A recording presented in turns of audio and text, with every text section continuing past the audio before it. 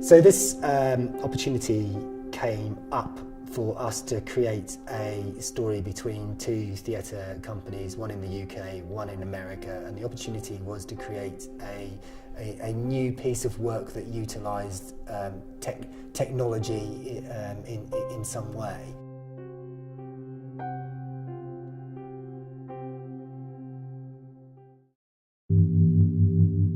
Nobody knows where it started, where the first event took place. Something at the molecular level.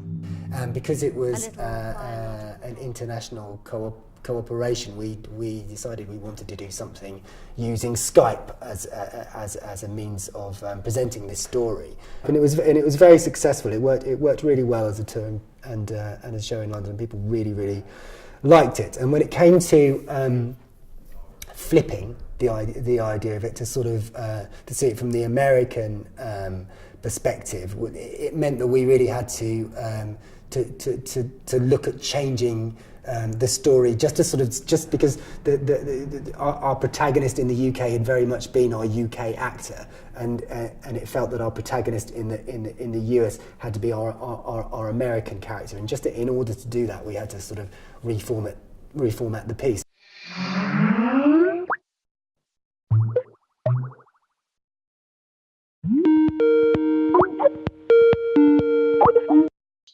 It would be wonderful to hear, and Emma, what your thoughts were on the script, and you know, because you're greeting it for the first time. We've been living with it, us for a long time now, haven't we? Several years. I mean, there's something so strong about, I feel, about the control asserting itself through that distance, through the means, through the you know, that the video feed can just be a representation of how much power she can have, or the corporation that she works for, over his life. I'm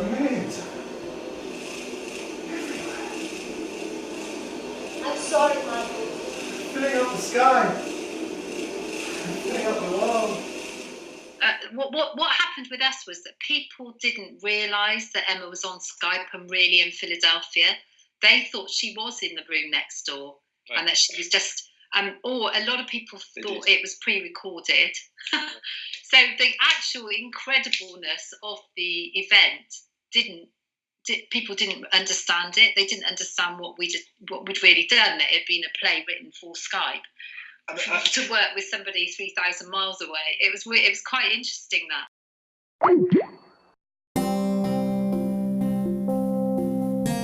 We've got the main design and directing team here today to do a 2-day script development workshop, and Grant's flown over to be with us for the 2 days to sort of expand on the script, to flip the perspective and to get some good design ideas going. I've already done some work on looking how to kind of flip the piece, and now we're looking at the possibilities of what that might mean for the US production, and actually we're already discovering that we're going to have to change it quite significantly and really sort of reframe it for this side of the pond. Oh my God, I can see them. I'm sorry. I'm so sorry. That's so many. Like swarms.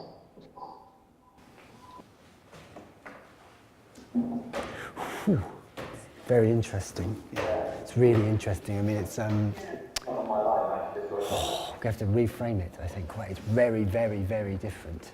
Oh yeah. Yeah, from the British version. When you see it from this angle, yeah, it really shows it up, doesn't it? What a protagonist actually means. You need to feel empathy for your protagonist. You cannot have it as someone, because she is quite bad. It's yeah. Oh. Yeah. But it can be done. It can be done. Oh yeah, I feel like it's really close. It can be done.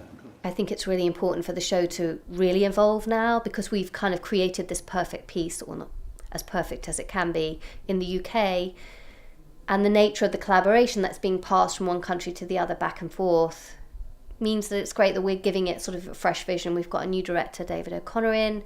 We've got York, who's coming in, giving it a fresh design. I think that's really exciting as far as the technology goes, and sort of this is a possible new way for international theatre companies to collaborate and just pushing it that little bit further and seeing how it can evolve. And it's interesting to watch the process right now as we're talking about how the story could be restructured a little bit to make it more interesting, more compelling for an audience here, to be on the side or be in the room with someone who was originally seen as more of an external force. How can we be emotionally involved with her here so we can really follow the through line and while breathing the same air as her in the same room? There's a way that Emma's character was simply the antagonist and kind of almost like a snidely whiplash bad guy in a way. Now, if we can make her more relatable and make her journey through reconciling her belief in science and her altruism with the way to most effectively help the most number of people, even if that means some people have to suffer. For me, it was the butterflies, the monarchs of Al Rosario. To live inside that argument, instead of only assuming even having that argument is evil, just to live inside that argument and authentically arrive at where she arrives at, and then afterwards asking ourselves, how do we feel about that? It's the same journey I think that the first play was intending to have, with just a little bit more complex, maybe ironic way of looking at it. We can, if we wanted to, use exactly the same setup, which was kind of a box with different surfaces and looked a little bit like a laboratory, because that's in the original production where Michael, the character, her husband, stays almost throughout the entire piece. I have a feeling that we need to be more fluid. We need to be more fluid in our ways to establish these different locations. One of the problems I'm thinking about is the audience will see this, but for all they know, it's just a person on video, in the next room, or maybe it's a recorded video. So both how to make it authentically real, that we're actually working with an actor across the ocean, and make it relevant and useful to the play. I have no precedent for this. This is new territory for me in terms of acting over video conferencing. So. The principles are the same, aren't they? You're creating a character and trying to be truthful and trying to be a plausible human being in a real life context. So all of that is the same, and everything else is just the kind of fun technical details of making it work. In this version of the play, Michael is in their house for the entire play. Karis moves around to a whole bunch of different locations, and her story we're telling here in the US on the stage at the Christchurch Neighborhood Playhouse. Michael, played by Harry, in the UK, all of his scenes happen in the house. So what we've decided to do is we had a couple choices. We could either grab a studio and set up a bunch of locations that we would shoot each scene in, or we could get a house, and then we went with that option. We found a house that we're excited about. Okay, I'm here in the kitchen. I'm actually living in the house as well as performing from the house, so the kitchen does double duty as where I make my breakfast and where we do one of the scenes from the play. So you can see we've got a video screen and a camera set up behind there, but we've also got the leftovers of my breakfast and coffee around the corner. This is one of the main sets for the play. This is the living room of the house, and we use this for the first and last scenes. The most interesting thing about this is this window out here. It's actually pitch dark outside. Well, it's not quite, but it is during the show. So we project an image of daylight onto the back of the window. Okay, what you can see behind me is a scaffolding tower that's used to hold the projector, which then projects the image, which I think you can just see behind me there, onto the screen in the living room. Before, where we were just establishing location with a single sort of image, or in one case some film footage, this time we're working on Harry's End with a whole house. And not only that, but we're doing pre-film sequences. We're also projecting onto the front screens, so obviously the work is in science, and so complex kind of scientific procedures are happening live on stage. I realized, looking at genetic code, that the code is really made out of 4 letters, C, A, T, and G. and that the rearrangement of them is actually what's the representation of the code. So if she was that advanced of a scientist, she would actually be able to read the code as it's coming by, and would be able to stop it and identify a pattern that would be different from what she had seen before. One thing we learned from the UK run is the tech doesn't always behave the way you think it's going to behave. And we want to allow plenty of time to kind of iron out any issues and make sure that it works.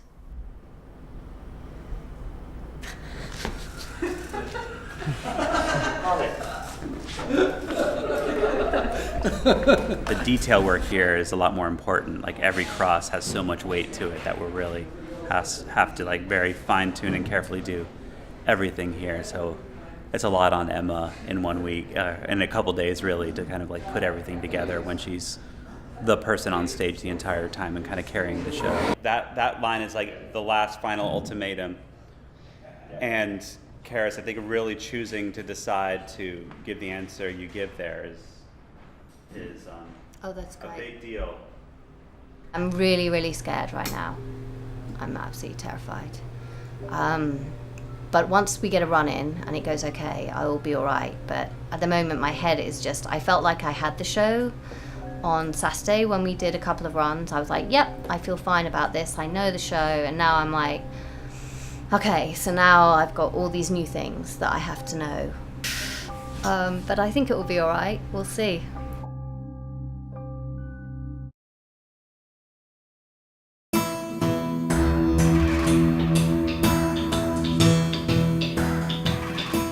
Nobody knows where it started, where the first event took place, but it was something at the molecular level. Some little biological bomb, a ticking clock.